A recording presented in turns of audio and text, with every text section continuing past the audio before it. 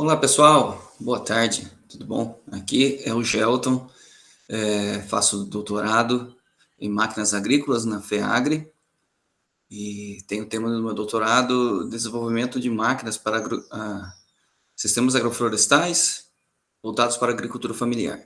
E hoje venho aqui apresentar o meu último artigo publicado esse ano na revista AgriAmbi, né, a revista brasileira de engenharia agrícola e ambiental, cujo nome em inglês, Dimensional Analysis of the Adequacy of Agricultural Machinery for Biomass Handling in Agroforestry Systems. Este é uma pesquisa desenvolvida durante o meu período de mestrado, na FEAGRE também, né, em parceria com a Embrapa Meio Ambiente. Temos diversos autores aqui, tanto da FEAGRE quanto da Embrapa, assim como outras universidades também que tivemos o apoio. Vamos seguir para o próximo slide. Bom, vamos começar aqui então, dizendo um pouquinho da motivação da pesquisa, né? Primeiro eu vou definir um pouco, e bem basicamente, o que são os sistemas agroflorestais, né? São chamados SAFs, que é um estilo de agricultura, podemos chamar de um modelo de agricultura, que envolve basicamente a interação de espécies, o consórcio de espécies arbóreas, herbáceas, forrageiras, de interesse econômico, madeireiras, de interesse de reflorestamento, como árvores nativas, enfim. É um sistema que tende a imitar a floresta, certo? Onde a biodiversidade é o foco para o desenho desses sistemas, né? O benefício dos SAFs envolve desde do solo, pois um dos princípios é sempre manter o solo coberto, então a vida no solo se prolifera muito mais, mantém a umidade, diminui a amplitude térmica. Também benefícios como a biodiversidade, são sistemas com um alto índice de diversidade de espécies, né? E também a resiliência, sistemas traz resiliência para o agricultor, no sentido de que se uma espécie quebra, decorrente de alguma praga ou doença, alguma coisa, enfim, ele tem diversas outras espécies, ou se algum alimento, o preço cai, assim, vamos dizer, instantaneamente, né? E ele tem outras diversas espécies, então a resiliência do agricultor é muito maior. A independência de insumos externos também, pois a agrofloresta tende a produzir seu próprio adubo, sua própria irrigação, inclusive. A produtividade também tende a aumentar, porque a gente ocupa diversos estratos ao mesmo tempo em cultivo. Então, você tem árvores em extrato alto e emergente, você também tem culturas forrageiras em extrato baixo e médio. Então, a produtividade, né, a produção por área aumenta. É um sistema muito utilizado também para sequestro de carbono, hoje em dia, está muito famoso por isso. É um sistema que, além da produção, ele também traz restauração e conservação do meio ambiente, e, como resultado de tudo isso, principalmente ali para os seres humanos, né, a produção de alimentos saudáveis. O grande problema disso é que, quando a gente fala de agrofloresta e agricultura familiar, o manejo é sempre, predominantemente, melhor dizendo, manual.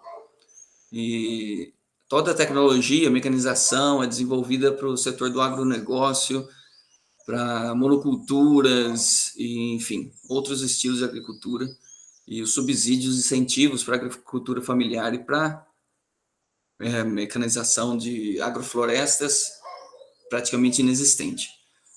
Por isso, né, a gente nos motivou a estudar essa parte de mecanização em sistemas agroflorestais. O nosso objetivo dessa pesquisa, então, foi avaliar a adequação do maquinário agrícola existente, tá certo? Nesse artigo não se criou nenhuma máquina, para o manejo da biomassa em SAFs, certo? Então, a gente, por exemplo, nessa imagem que temos do lado esquerdo, a gente vê ali o capim bem alto, né? É uma forrageira cultivada entre as entrelinhas de árvores.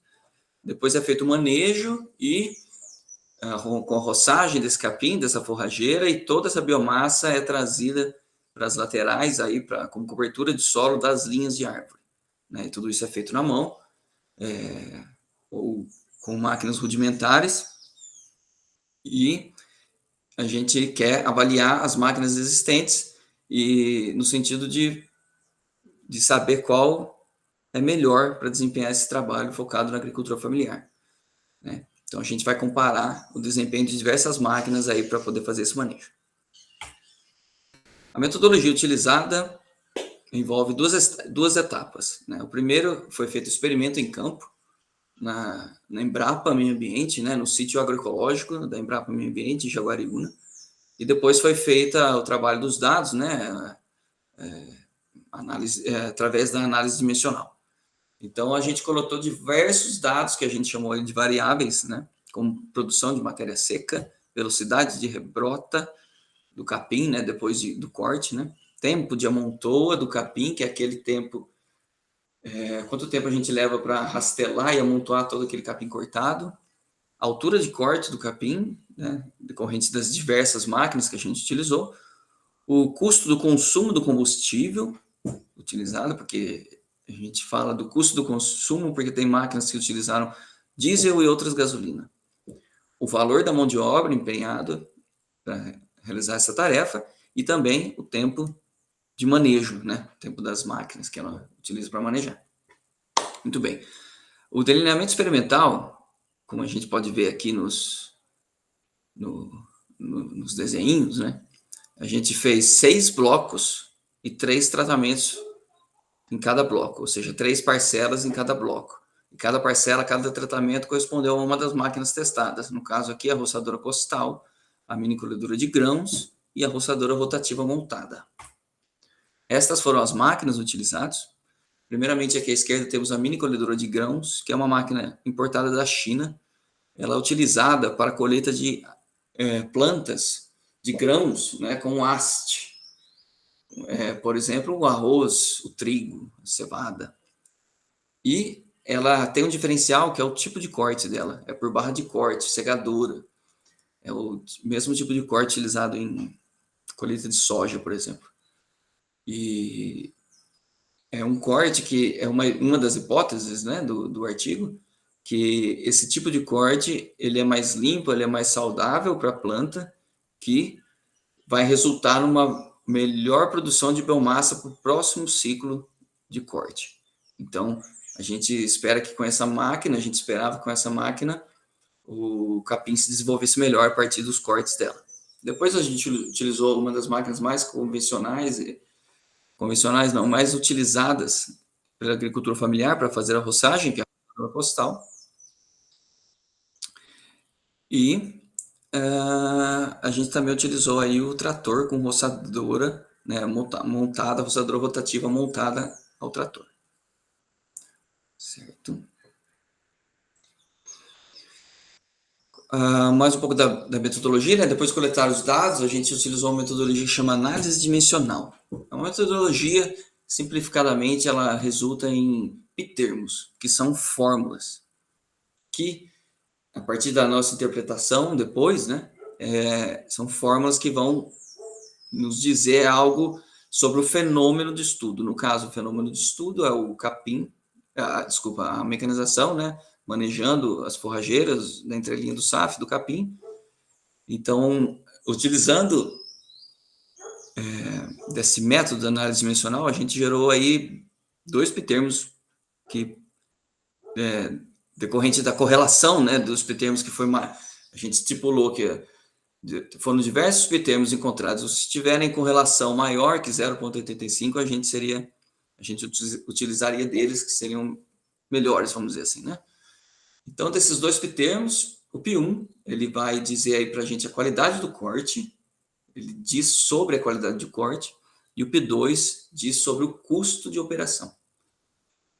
Aí, a gente faz os gráficos adimensionais, que a gente correlaciona os pitermos, né? Então, a gente correlacionou o pitermo 1 e 3, que um é qualidade e o outro é corte. Então, esse gráfico adimensional vai dizer respeito sobre o custo-benefício das máquinas, certo? Depois a gente também utilizou a escala Likert, que, enfim, é uma metodologia, né, que a gente seleciona pontos, a gente pontua as máquinas aqui nesse caso e consegue também discutir um pouco mais os dados em relação às variáveis que foram coletadas em campo, certo? Então, a gente selecionou aí 3 pontos: mais satisfatório, menos satisfatório e mediano.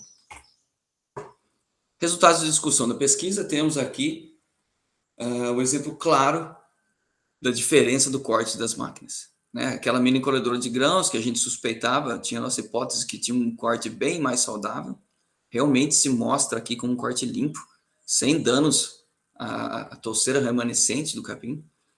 Em seguida, a roçadora costal, que tem ali algum dano, né, expõe um pouco mais do material vegetal ali do capim, né, então aumenta a área de contato também, perde mais água, tem mais risco de entrar ali, de infecção de pragas e doenças, né, e a roçadeira rotativa montada, que de fato destrói a touceira, né, e isso faz com que a gente observou em campo depois que a rebrotação ela é dada apenas por brotos laterais. Ele não consegue rebrotar a partir desse mesmo meristema apical aí, porque é tudo destruído. Certo. Aí temos a análise dimensional, né? Que temos aqui. A gente fez de cada máquina, primeiro vamos dizer ali os 3 de cima. A Mini Grain Reaper Machine, né, que é a mini colhedora de grãos, depois o Costal Brush Cutter, que é a roçadora costal, e depois a roçadora de trator. A gente fez para 3 ciclos de corte. Durante um ano, a gente realizou o corte 3 vezes do capim, coletamos todos os dados, e aí a gente tem, então, o que a gente chama de ciclo 1, ciclo 2, ciclo 3.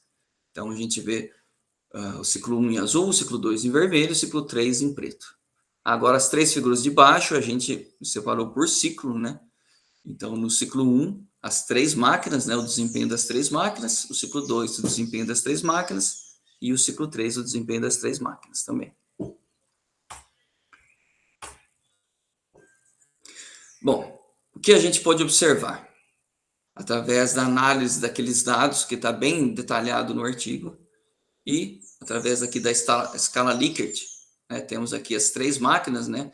Primeira GRM, que é a mini colhedora de grãos, CBC, que é a roçadora costal, e a RBC, que é a roçadora de trator. A gente dividiu ali pelo primeiro, segundo e terceiro ciclo de corte. E aí temos as variáveis aqui: a altura de corte, o CH, o RS é a velocidade de rebrota, DM é a produção de matéria seca, né? O HT é o tempo de manejo, o RT é o tempo de amontoa, o FC é o consumo de combustível da máquina e o LC é o custo de trabalho, o custo de operação do trabalhador, do operador. Depois temos ali o C versus B, que é o custo-benefício. E também tivemos ali o FFF, que é o Fuel Financial Forecast, que a gente também foi um outro termo, né, que a gente previu a previsão do custo financeiro, né, mas ele não está discutido, ele não é discutido agora, então, nesse artigo. Então, aí a gente, de acordo com os resultados das variáveis, né, a gente pontuou, né, com menos satisfatório, mais satisfatório ou médio, né, que é o 1, 2 e 3, para cada máquina, para cada variável, inclusive para cada termo que está ali no final da tabela. Feito toda essa análise, toda essa discussão, o resultado final, a gente pode observar aqui, que é a tabela 3 de adaptabilidade das máquinas, de adequação das máquinas. E a gente descobriu que, né, a GRM, a mini colhedora de grãos, ela é mais adequada nos casos em que é preferível que se obtenha maior produção de matéria seca, menor tempo de amontoa, que é o ranking time, menor custo, consumo de combustível, assim como menor custo de trabalho do operador também, e maior previsão de consumo de combustível.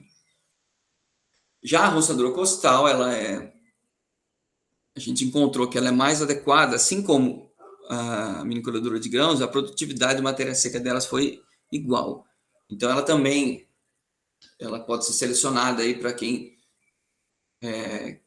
tiver como foco a maior produção de biomassa, né? A velocidade de rebrota também foi mais interessante aí nos cortes decorrentes da roçadora costal, e a relação custo-benefício, que é esse termo, né, final aí que a gente descobriu, foi melhor também para a roçadora de grãos, para roçadora costal, desculpa.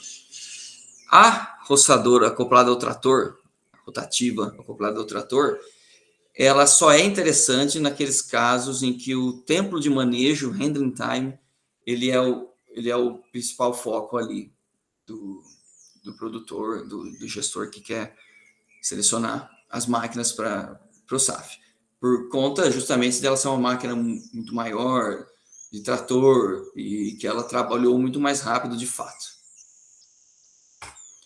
Por fim, a contribuição científica desse artigo, né, vai principalmente para as tomadas de decisões. Então, a gente caracterizou tudo, o trabalho das máquinas, coletamos os dados para a gente saber quais as melhores máquinas, qual a melhor máquina a ser utilizada naquela situação específica. Então, através de critérios técnicos, né, fornecidos aí nesse trabalho, a gente consegue fazer uma seleção certeira das máquinas, né, que podem vir a ser usadas. E essas tomadas de decisões vão ser feitas principalmente pelos agricultores familiares, né? Mas principalmente, na verdade, para os gestores, que são as pessoas que têm acesso de fato aos artigos científicos, né? Então, pessoas envolvidas com construções de política pública, créditos, programas de incentivo, né? A gente tem dados claros aqui, concisos, que podem ajudar na tomada de decisões, também para os gestores privados, né? Quando querem fazer investimento, aí temos bastante informação muito relevante. Ela também vai ter uma boa contribuição do trabalho aí na questão do manejo mesmo. A gente sabendo a máquina melhor a ser utilizada, a gente vai ter a possibilidade de mecanizar esse trabalho. Tendo a mecanização desse trabalho, a gente consegue diminuir a penosidade do trabalho manual, né? Com isso, a gente aumenta a capacidade de manejo da família e espera-se que seja possível ainda aumentar, expandir as áreas de agrofloresta cultivadas pela agricultura familiar. E, com isso, todos os benefícios ambientais citados no começo, e sociais também citados no começo desse trabalho, a gente espera que possa expandir cada vez mais. Bom, pessoal, é isso que eu tinha para apresentar. Muito obrigado, fico à disposição. Aqui está o DOI do trabalho, do artigo. Gostaria de agradecer principalmente a Embrapa Meio Ambiente, onde possibilitou a nossa pesquisa, e com certeza a FEAGRE, que sem ela também não conseguiríamos ter esse artigo publicado hoje. Muito obrigado, pessoal. Até a próxima.